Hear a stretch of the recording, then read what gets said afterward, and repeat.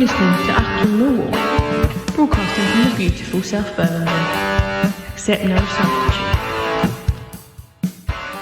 Hello, dear listeners. Welcome to Achtung Millwall, being recorded in the immediate aftermath of this afternoon's 2-1 defeat at Hull City. Joining me to chew over the cud of what I found to be quite a frustrating loss is the man himself, Mr. Ryan Loftus. How are you doing, Ryan? I'm very well, Nick. I hope you are gathered around a fire, keeping warm on these harsh winter evenings that we've got now drawing in. And, you know, like you say, a frustrating game of football to watch, but easier from the comfort of your own home than from the stands of the MKM Stadium, I'm sure. Yeah, I mean, first up, full congratulations to the travelling. I think they said 600 on Max's commentary, which sounded, incidentally, listeners, for anyone listened on the iFollow stream, Max sounded like he was at the bottom of the briny ocean. There was a song that my daughter used to watch in The Little Mermaid. It had the crabs on the seabed singing, and that's what Max sounded like for the game. And Jimmy Carter when he joined. Was that 4-4-2 we saw this afternoon, Mr. Loftus? Am I detecting the 4-4-2? Was that? It looked like it, didn't it? I mean, it looked a bit like it on in midweek on Wednesday against Bournemouth as well. Obviously, Rowett spoke about a bit of flexibility in it, but it looked like that again, and potentially again a bit more flexible with Murray Wallace kind of tucking in on the left and Danny Mack pushing a bit further forward, and Ojo kind of working back further than Jed, but definitely getting dangerously close to a 4-4-2. And I think a fair play to Rowett for, you know, he's changing it up. It might have taken him longer than some fans would like to kind of give it a mix up, but he saw it worked well against Bournemouth and thought he'd give it a go. I mean, on the road, you know, it's not something we've seen a lot from Rowett. It's a real attacking lineup, you know, even more attacking potentially than Wednesdays. Obviously, it's against a weaker opposition than Bournemouth are supposed to be, but you know, it's an attacking lineup that we don't see often, especially on the road from Rowett. So it was an interesting one to see. Today's starting 11, listeners, I've written down in 4-4-2 formation just because it's the one that always springs into my head. But Bart in goal, we've got Murray Wallace, Hutch, Ballard, Danny Mack across the back line. Then the midfield of Jed Wallace, Jules Saville, Billy Mitch, and Shea Ojo. And then the front two, Benny Kafobe and Tom Bradshaw. As you say, remarkably open style. I mean, one of the things I've written to myself, we are speaking in the immediate aftermath of the game, listeners, which gives you very little time to form up any kind of thoughts, comments, structure, or anything. You know, we pride ourselves on at least being reasonably coherent on this show. So one of the things I wrote down to myself, half mischievously and half meaning it, really, but we can't call for open styles of football, Ryan, without the other side of that coin is that you win some, you lose some with open styles of 4-4-2 play, don't you? Yeah, it was pretty end-to-end. I mean, to be fair, I thought a loss, you know, we said just before we did start recording, a loss was really harsh, I think, on the side. I think my main thing the whole way through the game, I was thinking to myself is I've seen us play so much worse than this season and not lose, get a draw or even sometimes nick a win. And I've seen us play so much worse than that. I thought we played really well with it. They were really brave on possession. Playing out from the back, really under pressure and doing it quite successfully. I mean, in the conditions as well, it's, you know, you can't necessarily blame them or anything in terms of both teams are playing in it, but it does make it bloody hard to get any, like, I think the commentary I was listening to, you know, kept mentioning how the ball was just being sliced and skidding off the pitch. I mean, you know, potentially a record for the amount of throws in a game in that one. It was so disjointed. Yeah. And that probably benefits you as the away side. Can't let Hull, who, you know, Hull are in good form themselves. And I think that's 5 wins in a row now, I think, for them. But you know, I think Millwall played well. We built up well. It's just the same old issue, similar to what we saw again on Wednesday night, where once we get in and around that box and that final third, we do struggle with ideas. I thought Phobie and Bradshaw linked up quite well. I don't know how often we've seen them two up together, but they obviously combined the goal. But I thought they looked like they were causing trouble. And then with Jed and Ojo out wide, you know, it seems a lot to think about. That's good pacing behind, good movement, and it's threatening. I like Tom Bradshaw. I like the Bradshaw and a Phobie combination. One thing I would say, and I had no football intellectual listeners. There was an article on Twitter in the week where some guy had written like a university treatise on the thoughts and philosophies of Bournemouth. And to me, at the end of the day, it all comes down to who's creating the most chances. And today, we're calling that a 4-4-2 stance that we took. We created the best of the early chances. I mean, there was an early one I've written down here, a Phobie headed over from a Jed cross. An Ojo pass to find Phobie, who's kind of pushed rightwards slightly, but it was tipped over, so the shot was on target. Then scramble inside the box from the resulting corner, Ryan. I mean, the early chances, we on another day, we might have been 1, possibly 2 ahead by the time. Sadly, a slight lapse, I thought, in defensive application allowed Hull to take the lead. But I mean, certainly the first half an hour, pretty much, Millwall were the brighter side by some distance, I thought. Yeah, I think that was pretty much the way of the game. I think when we did go 1-0 down, it did feel incredibly harsh. I mean, pretty much exactly the same as the second as well. It had been all Millwall, half chances again, not fully fledged, like big open chances. But like you say, the Phobie one where he slid in by Ojo, it probably just goes a bit wide again, like the skiddy pitch makes those passes a little bit harder to play. And then Phobie's just off balance where hits it pretty much straight at the keeper, a bit high, but either side, and it's probably going to go in. We saw his finish on Wednesday. He can definitely do it. So it's just those small margins, and then to get that kind of sucker punch to go 1-0 down.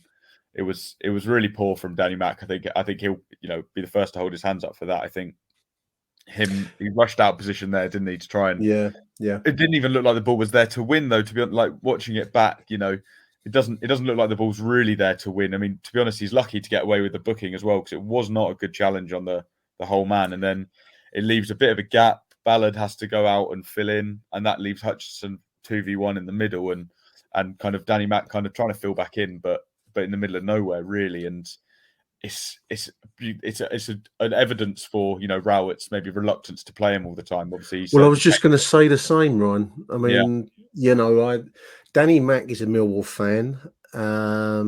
He's a Millwall player. I mean that in the best possible sense of the word, in that he's clearly talented. Some of the forward runs he made, and just the sheer amount of persistence and relentlessness that he brought to the game. I mean, you could both have him as a contender for man of the match and also villain of the piece to give away the first goal, certainly, and getting caught out of position. I can see how a player like that would annoy a manager, especially one who values discipline as much as Gary Rowett does. I mean, I'm not going to criticise Danny Mack, because I think he brings that bit of energy and the wild card that we've craved all season. So, as we've said already, you can't complain at sterile disciplined football and then moan when you get beat, because that's always going to be the possibility, isn't it? Yeah, definitely. And it's a classic kind of championship conundrum of, I think Harris used to say it when he was manager, and Jackett as well, even when he got promoted. It's really hard to blood youngsters in the division, because Danny Mack is a very young player, and was very inexperienced at this level. Only came back last January and was in and out of the side. Picked up an injury as well, and so he's not had loads of minutes at championship level. He's still learning how to be a player at this level, and so he's going to make mistakes, and you have to accept that.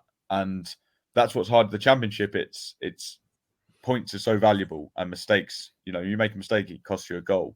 Whereas lower down, you do kind of get away with them every now and then. But that's the risk you take. That's the level we're at.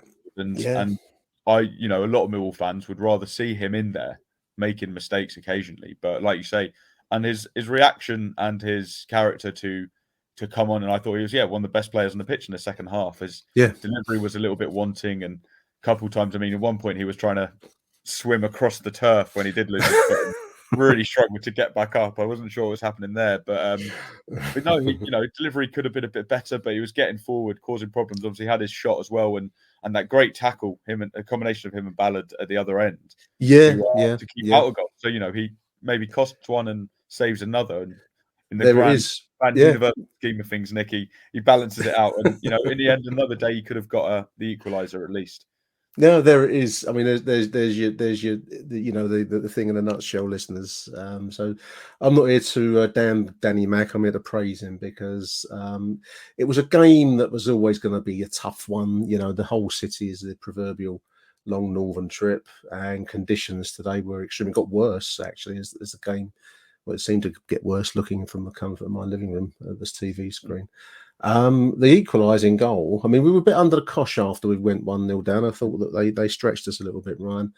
But going into half time, I thought, well, the chance to regroup slightly. But my spirits were raised greatly by what was a beautiful goal. I mean, that pass from Afobe to find Bradshaw, for me, is one of my moments of the season. It was a wonderful piece of artistry, that through ball. Yeah, a fantastic goal on his weaker foot as well. And I've said it a lot of times on here, is how often do you see Millwall getting strikers through on goal and finishing well? And, we've seen it absolutely. 2 games now, Afobe getting his one on Wednesday and Bradshaw, a fantastic pass. I mean, the line from Hull was really high up.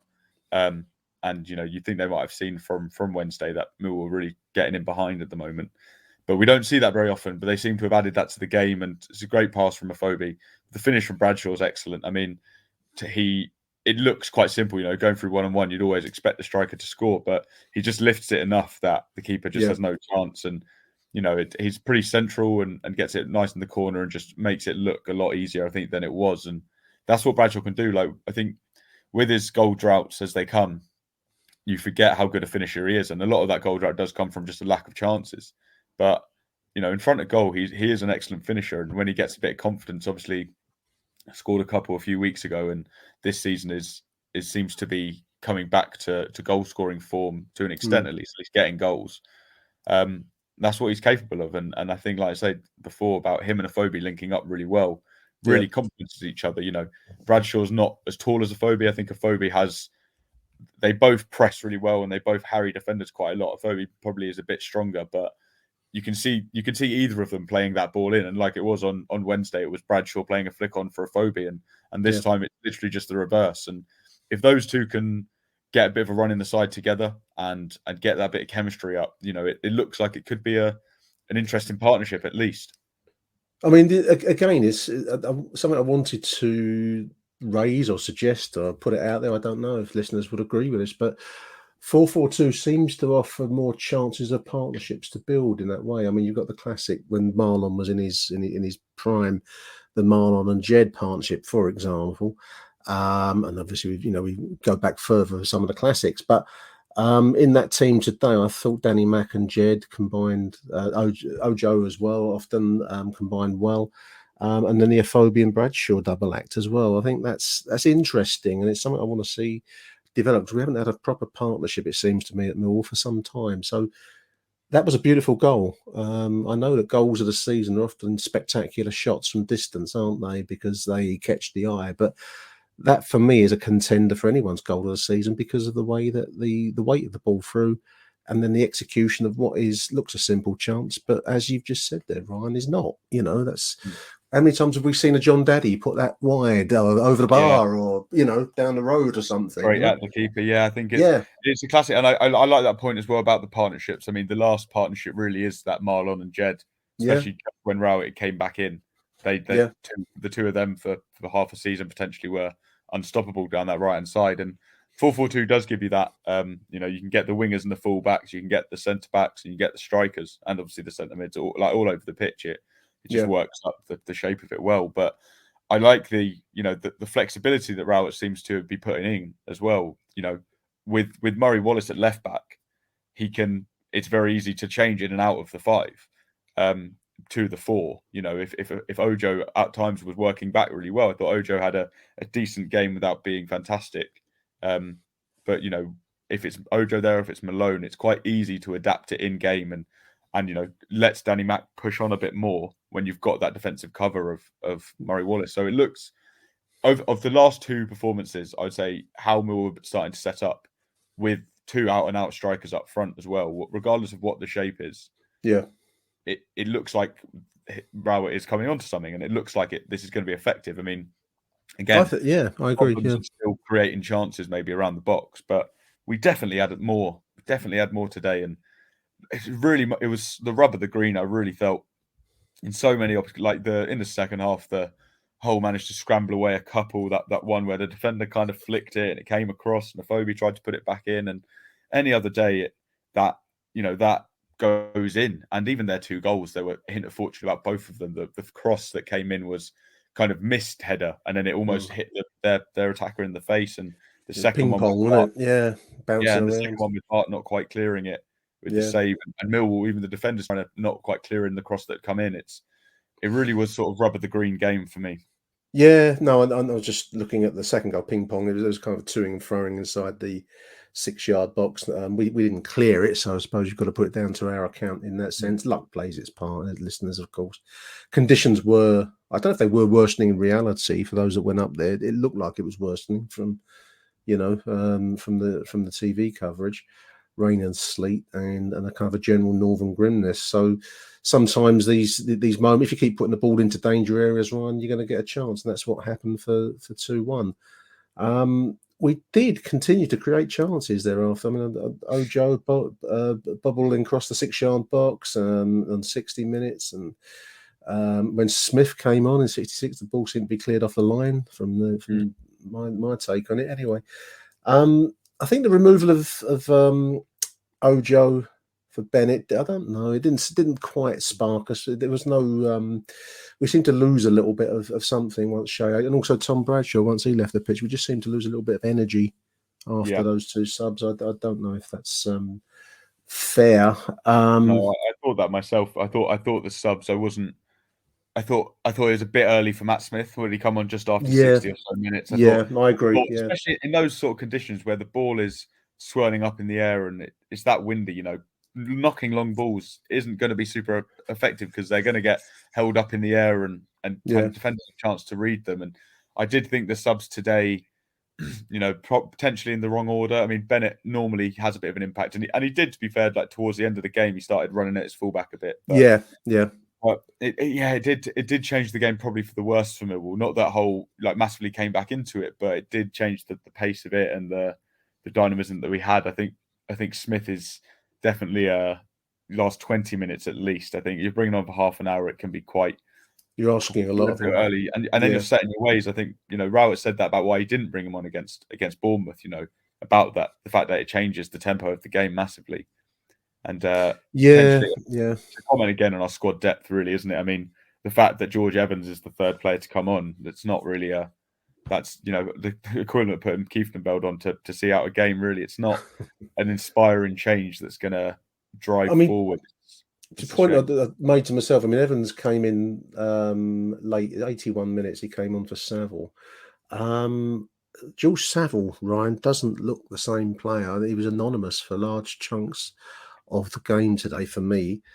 Now, I don't know if I'm being unfair on the boy or what, but he just doesn't seem to have.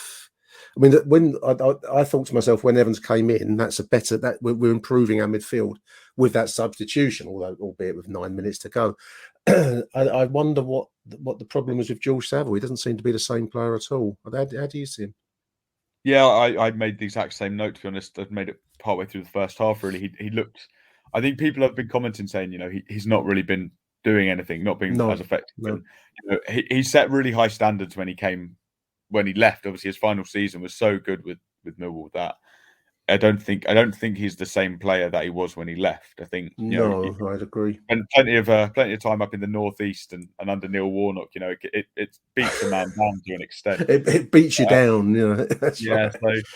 So he's not hit the ground running this year, and he's particularly on the ball today. He's normally quite tidy on the ball and won't really give it away without doing too much. But even today was quite sloppy with it, and we're used to seeing him getting forward into the box. I don't know if it's a Rowett thing of telling him not to, but whenever Rowett speaks about him, he says that's what he's there to do. He's there to get forward, and even now he did it. He had not a chance, but almost where he thought he might be able to shoot around the edge of the box. He obviously had that one late against Bournemouth that he sliced, and he almost needs unleashing. He needs a bit of a free rein. But I think when you're trying to be disciplined and you've only got a midfield 2 who need to work hard, and maybe our threat comes from out wide, potentially he's a bit limited in it. But the question for Rowett of do you drop him? Because I mean he's started almost every game this season, and while the midfield cast around him has changed, and you wonder, obviously he's out slightly at the moment, but is Leonard and Mitchell going to be a start in midfield two that we see soon? I mean, Leonard, when he gets in the midfield two, he's normally excellent. We've seen him get forward. Hull was it last season or before, the absolute rocket he got down there. So is it a matter of potentially giving Saville a break? I can understand not taking him out for someone like Kieftenbeld or even Evans, because that is maybe particularly defensive. But I agree. Spell out of the limelight, maybe. I mean, one thing I will say for Rowett is that he maybe takes his time a little bit, but he does reach a ruthless decision in the end. And at times today, the conditions were not easy, listeners. I mean, if I'm sure I'm telling you what you know already, but it was chucking it down up there at Hull, which made the pitch heavy, which didn't make any. I mean, best in the world would struggle to look good on that in that situation. So, but this has been really for some time that George Savile's looked slightly, I don't know, sedated almost. He doesn't look half the player that he used to be. And when Evans came in today, I would have preferred Leonard wasn't on the bench, but I would have preferred Ryan Leonard. But I was quite pleased to see George Evans coming in, which is not a sentence that you ever expect to say. Loss of Bradshaw, loss of Ojo took any energy away from us, so we were reduced then to long balls at Matt Smith, and that just didn't work out. So full time it finished 2-1. It was a full-blooded game there, Ryan. I mean, as I said at the start, and just to finish us off, really, you can't ask for a more open start of game and then complain when you lose one, because that's the way it goes. But I think today did leave you a slight sense that we could have done better than getting beat 2-1 there.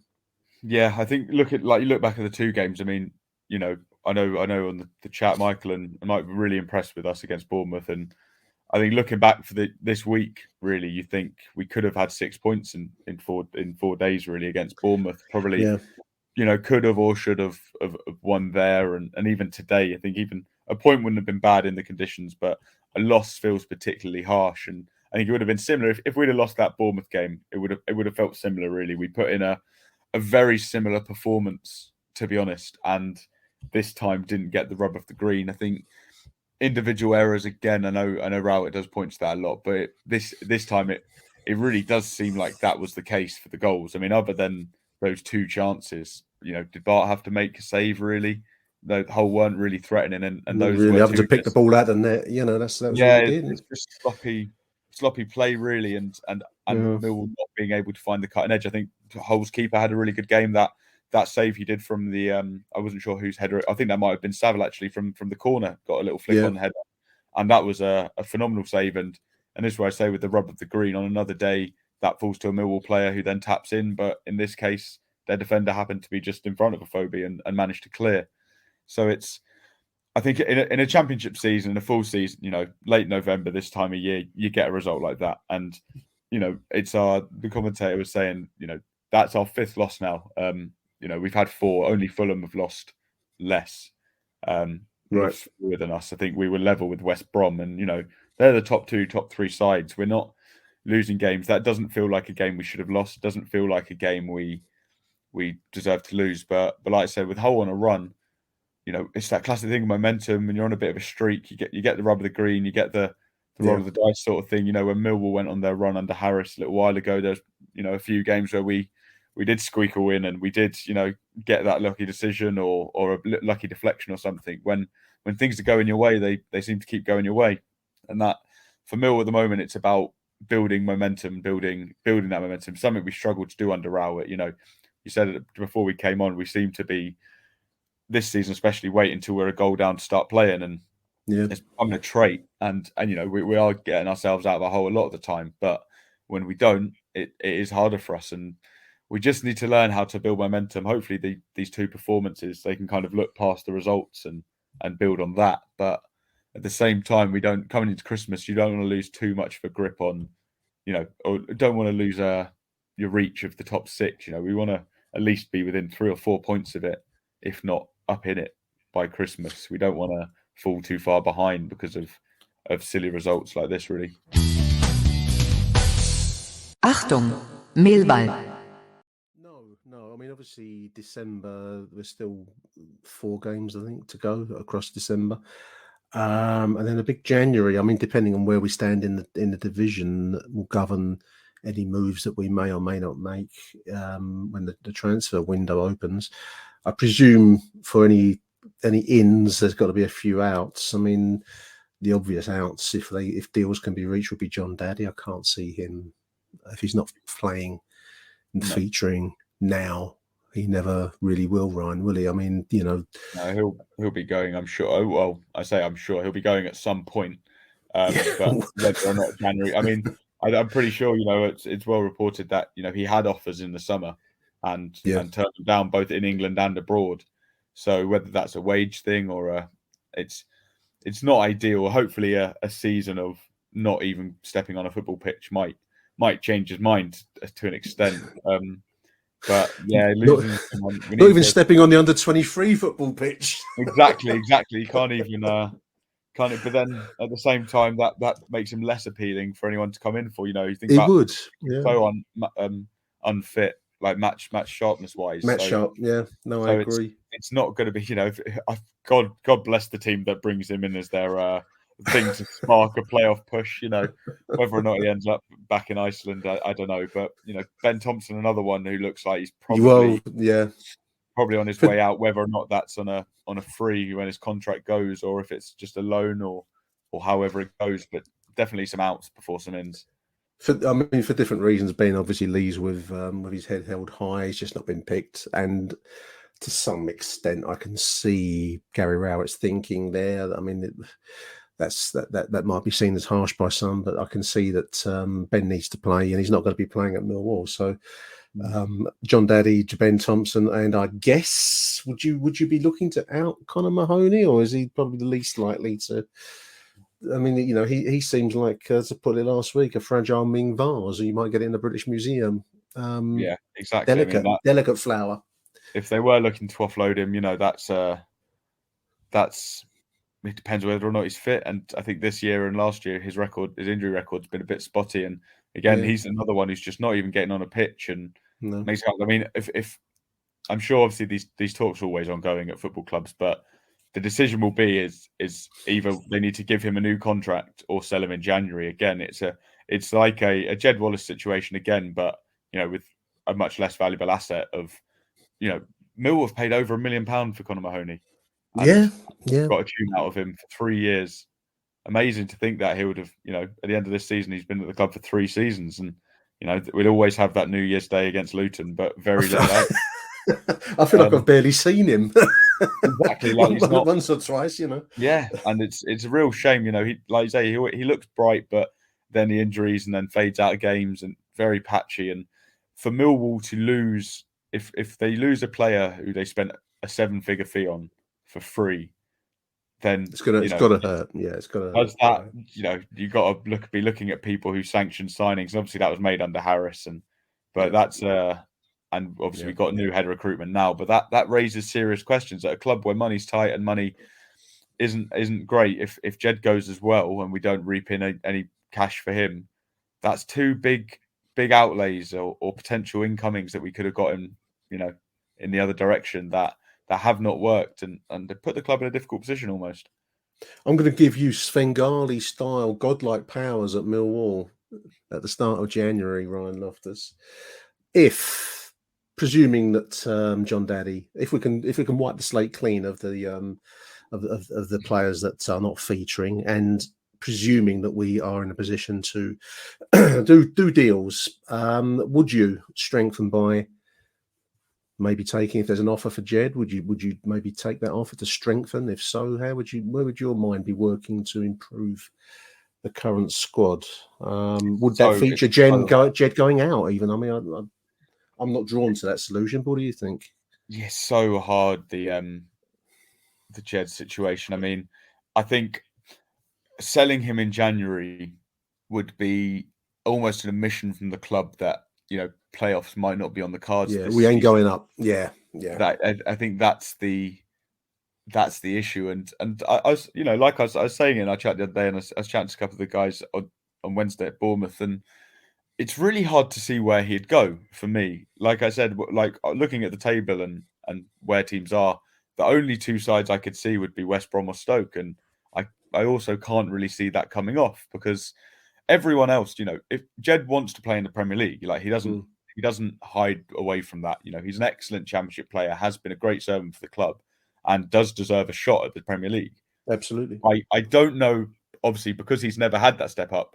I can't see a Premier League side maybe gambling on him. Potentially, I might be wrong. He wouldn't be very expensive, obviously, with his contract being up. If they did want to give him a go in January and risk it, and especially for the likes of maybe not Newcastle now with the amount of money they've got, but say Norwich, who look like they might be going down, but look, we can risk Jed Wallace 6 months if he doesn't quite work out in the Premier League. We'll have him for the Championship next year, and we know he's an excellent Championship player. So, is that an option for a Premier League side? Otherwise, in the Championship, Jed wants a shot at the Premier League, so he needs to go to a side where confident promotion is more or less, not guaranteed, but more likely than not. At the moment, the top two are sewn up, and I can't see Fulham or Bournemouth taking him. West Brom, that's why I say them, they look, the third likely contenders to be going up. But if they end in the playoffs, that's a lottery. Again, the Stoke are, look like they might end up in the playoffs. A lot can change in the second half of the season, but everyone else around there, QPR, Coventry, even Luton coming up, look at Barnsley. Barnsley were in the playoffs last year, and they're now nailed on to go down. So does Jed? I think the best course of action probably is to keep him, and I think that's what the club want to do. Keep him as long as they can until they can sign him. I reckon what they need to do is get Max or someone dressed up in the crowd. Ask for a Jed. Can I get your signature? And accidentally, oh, sorry, it's a 3-year extension. Sorry, Jed, I didn't realise that was maybe it's a bit of those sort of tactics of completing a deal that way. But it's slightly covert. It might sour the relationship, but a contract's a contract, and you've got to honour it. But then you're honouring. Yeah. Other than that, Nick, to be honest, I think it's still the age-old. Can we find a number 10? Can we find that creative player to? Because, like we said, we saw it today. Afobe and Bradshaw, they're viable strikers. Rowett's saying praising Afobe in the week about, thinks he's one of the best in the division, and I think historically he has been. Yeah, we just need a player who can play around the edge of the box, create some chances, and we saw a bit of that today, though, Ryan. I mean, there've been times this season where I thought, oh, well, Benik Afobe maybe not what he's being cracked up to be, and then you read praise from Gary Rowett. We saw a very good performance from Benik on Wednesday, and I'm going to keep banging on about the past because it's one of those little moments that lifted my spirits, listeners. But these are top quality moments, and that's actually a very hard resource to tap into when you're not the biggest club and you're not swilling around with big money, and you've got to be, as we've touched on some of the wastes of money with, some of the players. So we don't have much room for error. So a player of Benik's standing, I mean, I think Gary Rowett is right. He does look top class, top quality. And it's quite hard to come across that. But the creative number 10, that's the mythical beast. It's like, does it exist even out there at our level? I don't know. You've got to put your hand in your pocket. Yeah, I think that's exactly. I mean, we went in for Josh Windass, I think, in the summer, and Sheffield Wednesday were just looking for ludicrous amounts of money. I think we were offering 6 figures and they were coming back £3-4 million, and we're not going to be paying that for players regardless. No. Since then I think he's done his ACL or very, very long-term injury, so it doesn't even seem like we can really come in for him in January again. But it's we don't do very well with big money signings, Ryan. I mean, I'm just going to look at I can't remember how much we signed John Daddy for. He wasn't. I think it was around. I think it was around 750 grand. Yeah, I think it was reasonably. Yeah, well, it wasn't cheap. I think that's the best way to put it. And we tend not to do very well with big money, undisclosed. John Daddy Budvarsson, listeners, undisclosed fee thought to be 750,000. Connor Mahoney, AFC Bournemouth, undisclosed, but thought to be 1.2 million. So there's £2 million worth of talent that you and me are talking about ordering an Uber cab or a black cab, I should say, with our listenership. Exactly. And you just know Victoria Station. You just know in the playoff final 2023 it's going to be John Daddy Bodvarsson sprinting off, cupping his ears as as Coventry go up at our expense. You know, he's going to be reliving that celebration. It'll be a great ball in from Conor Mahoney and John Daddy Woodfarson right on the edge. But as would be the Millwall way to release those two fellas and you know, maybe Ben Thompson as well coming back to haunt us. But it's hard to make work. It's not an easy business, this football. I think finding value in the Championship is an incredibly hard job, and over the last few years, Millwall haven't been great at it, and it is something that they need to fix. I think if you look at the players Rowett's brought in, you know, there are potentially some more positives there. Mm-hmm. You know, it seems to be clicking a bit. I think it would be hard to argue that. I think Mason Bennett's been decent. Obviously, Ballard's been fantastic on loan. Scott Malone's offered something when he's come back in, seems to be really good. Again, we're saying Afobe on loan as well. You know, Ryan Ojo, Woods. I like the look of Ojo, Ryan. I think Ojo looks good, but again, a lot of these are loans. I think George Evans, again, a bit of a Marmite character, but probably offers a bit of quality and a style of midfielder that we haven't had. And you know, until the performances we've been discussing, George Saville seemed like a great bit of business as well. So it seems like we're moving in the right direction, but we'll have to see what the club can do in January. It's definitely just fiddling the numbers and making a bit of room in the budget, but it's hard for players to come in and have an impact in you know 6 months of a season. It can be tricky to bring them in and accommodate them. So you know, it might be working with what we've got for the time being, Nick. It might be more of the same for the foreseeable. There we are. Today's loss leaves us 10th in the table. Not disastrously out of touch with the top 6, but QPR now in 6th spot on 32. Millwall in 10th on 27, so 5 points, and 4 clubs in front of us. On to Birmingham at the weekend. Huge thank you to Mr. Ryan Loftus for taking time on your Saturday night. Thank you, Ryan, for joining us. Very welcome. Thanks for having me on as always, Nick. And we'll play out with a voicemail received from Mike Hayden. So until the next edition, dear listeners, probably be at the weekend, I'd guess. Until then, it's Arrivederci Millwall. Bye for now. Achtung, Millwall. Mike Hayden here, following that disappointing 2-1 defeat to Hull from the warmth of my living room. Firstly, credit to the Millwall supporters who went up there today. Long trip and in a storm as well. Horrendous conditions in Hull. First half was poor. I think we maybe struggled with the conditions a bit. I know it's the same for both teams, but lots of misplaced passes, which you could probably expect, you know, in those really windy conditions. And it was a really scrappy game. Poor goal to concede. It just didn't track runners. I'm pretty sure it was George Saville who should have been back in the box, completely unmarked for their goal. You know, Saville was sort of in no man's land, and they score. Hull kind of deserved to go into half-time 1-0 up. We scored a good goal. Afobe, nice ball through, and a really confident finish from Tom Bradshaw, who I think deserved to start today following his performance against Bournemouth when he came on in the week. And then I thought we looked quite good after the break. I mean, we started to make chances, but then obviously a bit of a sucker punch with them scoring. Again, a Millwall players ball watching. I think there was about 3 or 4 players around the person. I don't know who had the original shot. But then obviously, you know, Bart spilled it, which, you know, it was a hard shot. Can't blame him for that. And then tapped in. You know, no one was marking him. So again, it was another poor goal to concede. And then I think, you know, we created some chances. There were a couple sort of hacked off the line. We looked quite good going forward.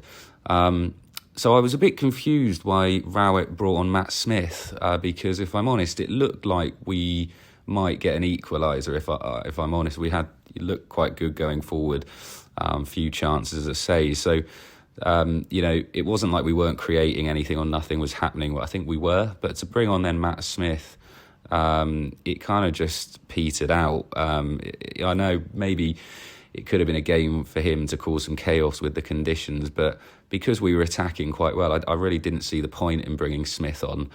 And then another strange change was George Evans coming on. You know, we're chasing the game and we bring on Evans, which is kind of a bit of a strange move.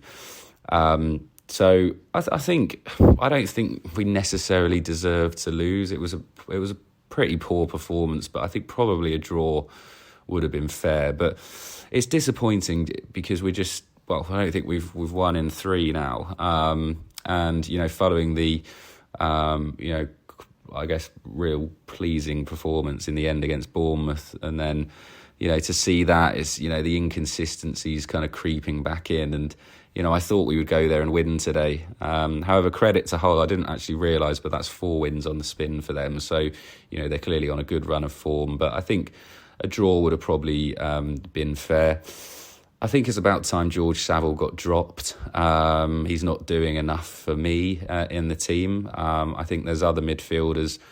Maybe quite like to see Kieftenbeld and Billy Mitchell play together. And perhaps when Leonard's fit, perhaps Leonard and Mitchell. But I think Saville seems to be one of the only players apart from Jed Wallace who's basically guaranteed a start.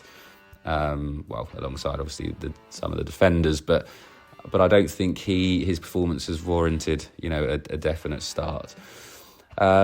So I'd like to see him dropped, I think, and bring someone else in. But yeah, it's a disappointing day today. I thought we could go there and win, and to come out with no points is a tough one to take. But there we go.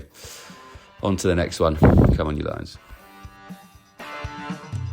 Thank you for listening to Achtung Millwall. If you enjoyed the show, please head over to Apple Podcasts and leave us a cheeky little review.